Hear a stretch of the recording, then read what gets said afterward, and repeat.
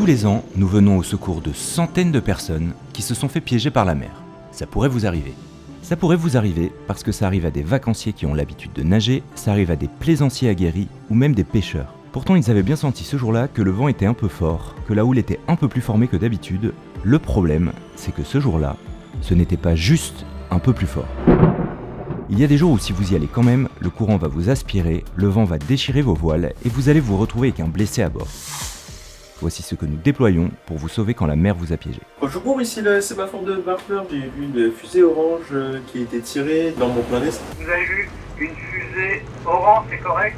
Planète, redonnez-moi l'azimut et la distance. Quand un incident survient en mer, il est très souvent détecté par un guetteur de la flotte qui veille sur le large depuis un des 58 sémaphores présents sur les côtes françaises. Être guetteur de la flotte consiste à protéger les abords du territoire. Quand un incident est détecté, les guetteurs alertent le CROSS. CROSS, ça veut dire Centre opérationnel de surveillance et de sauvetage. Le CROSS répond à une obligation internationale de l'OMI et tout ce qu'on fait ici est cadré par l'Organisation maritime internationale. On va gérer donc le sauvetage en mer, on fait beaucoup d'anti-collisions et on s'assure que chacun des navires respecte bien les règles pour éviter d'avoir de nouvelles catastrophes comme on a pu avoir par le passé. Il y a 10 CROSS en France et c'est eux qui décident et déclenchent les moyens de sauvetage. Dans le cadre de l'opération du jour, le CROSS décide de faire intervenir l'hélicoptère H-160 de la Marine nationale ainsi que les canots de sauvetage de la SNSM.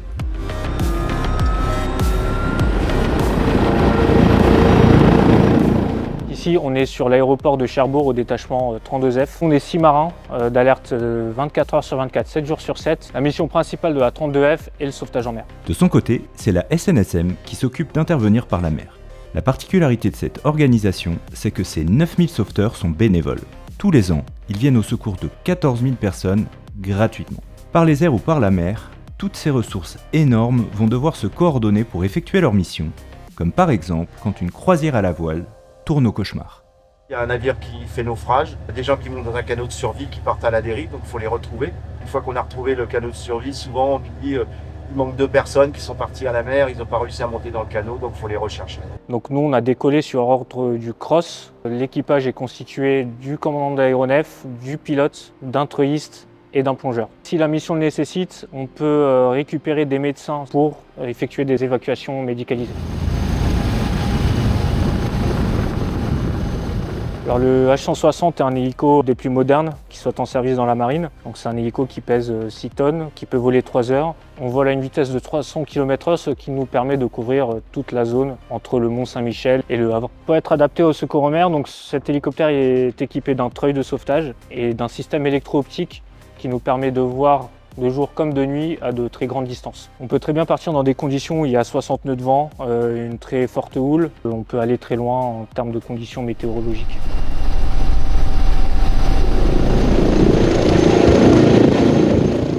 Au cours d'une opération de sauvetage, le rôle du treuilliste est primordial parce qu'en arrivant sur zone, c'est lui qui va chercher les victimes et ensuite il va coordonner l'opération d'hélitreuillage. Je vais commencer déjà par regarder avec la caméra la zone. Ensuite, arriver sur zone, je vais préparer donc tout le personnel, le plongeur ainsi que l'équipe médicale, le matériel si on en a besoin. Et ensuite, le pilote me donne ce qu'on appelle la suite pour que je puisse le guider parce que lui va rapidement perdre ses repères, notamment les repères de la zone de dépose. Je parie pour la suite. Pour la suite. J'ai la suite, je déborde le médecin. Et à l'extérieur, je le mets en descente. Je vais te tenir en avant à droite ou tout pour 10 mètres. Ok. Médecin en descente, en avant d'où uniquement pour 6 mètres. Allez, te tenir à droite ou 2 mètres, en avant d'où 4 mètres. En avant de 3 mètres, à droite d'où 1 mètre. En avant d'où 1 mètre, à droite d'où 1 mètre, stop l'avant, à droite d'où 1 mètre. Et stop la droite, bonne position. Reçu. Le médecin est sur le pont. Reçu. Il est décroché, le premier obstacle en arrière à gauche. Les dangers, ça va être une mauvaise préparation du matériel. Au niveau de la dépose sur le bateau, ça va être les obstacles de ce bateau. Ça peut être des câbles, ça peut être des superstructures, des antennes. C'est vraiment l'arrivée sur le bateau qui va être la plus à risque. On va risquer de blesser du monde ou de casser du matériel. Et ensuite, la récupération, c'est la même chose. Tant qu'on est dans les obstacles du bateau, ça va être la zone la plus à risque de la mission. Si c'est du matériel qui est accroché, le plongeur, lui, va essayer de débloquer la situation en bas et si on n'y arrive pas, ça peut aller jusqu'à la percussion du treuil en laissant le personnel et le matériel sur place. En fait, on apprend à gérer cette pression-là pour ne pas la faire ressentir sur la tranche avant, donc les pilotes, et aussi au plongeur qui lui est en écoute permanente également. Il faut savoir faire plusieurs choses en même temps. Ça fait vraiment partie du travail de savoir faire et le guidage et la descente tout en gardant la sécurité, en observant l'état de mer. Tout ça, il faut savoir le faire en même temps. La maîtrise de l'opération et la gestion de la pression sont indispensables pour le jour où l'opération devient réelle. Un pétrolier qui s'est échoué, où les gens en passerelle nous expliquaient qu'ils allaient mourir. On était persuadés qu'ils allaient mourir, vraiment, hein, malgré tous nos efforts. La situation était compliquée, c'était un ouragan. Et au final, ils ont tous été sauvés. Et c'était vraiment très très émouvant. C'est, je pense, le truc le plus marquant. On les a rencontrés par la suite, ces gens qu'on avait sauvés. Et très honnêtement, on a tous versé une larme. Au moment où l'hélicoptère se pose sur la base, la mission n'est pourtant pas finie. Entre le déclenchement de l'alerte et notre décollage, il peut se passer en moyenne 25 minutes. Pour s'assurer que l'hélicoptère puisse repartir à tout moment, les techniciens se mettent au travail dès son retour dans le hangar. Je suis le second maître Paul-Antoine, donc technicien de maintenance aéronautique de spécialité porteur sur H160. La spécialité de porteur va toucher à tout ce qui est donc moteur et cellules sur les aéronefs de la Marine nationale. Donc on fait aussi bien des entretiens préventifs que curatifs pour maintenir l'aéronef en état de voler. Ce qui me plaît dans le travail que je fais actuellement, c'est l'absence de routine. On peut être appelé à n'importe quel moment du coup pour une intervention de sauvetage en mer ou de service public de manière générale. Donc on aura toujours des tâches d'entretien qui seront récurrentes, mais à côté de ça, il peut toujours y avoir une intervention 24 heures sur 24 et 7 jours sur 7. Au-delà du secours en mer, on peut intervenir sur un large panel de missions, également des missions plus militaires de surveillance des approches maritimes françaises et également des missions de police des pêches. Pour effectuer toutes ces missions, la 32F a un détachement de 6 personnes basé sur l'aéroport de Cherbourg. Parmi les 6 marins, donc, nous avons le chef de détachement qui est également le commandant de bord. Il y a le pilote, le treuilliste, le plongeur d'hélicoptère et également 2 techniciens marins, donc un porteur et un avionique. Et en plus de ça, nous avons 2 techniciens civils. Donc sur ce lieu précis, on est autonome puisqu'on fait nous-mêmes à manger et on est comme une petite famille en quelque sorte. On est quand même en lien avec l'échelon organique et les autres détachements puisqu'on échange régulièrement, mais on garde quand même ce côté autonome. On fait partie d'un tout qui permet de mener à bien la mission et à côté de ça, c'est tous les petits moments qu'on va pouvoir passer ensemble et qui vont renforcer les liens et l'esprit d'équipage propre à la Marine nationale. D'un point de vue personnel, c'est toujours particulier comme rythme de vie. On est d'alerte 24 heures sur 24, 7 jours sur 7 pendant 15 jours.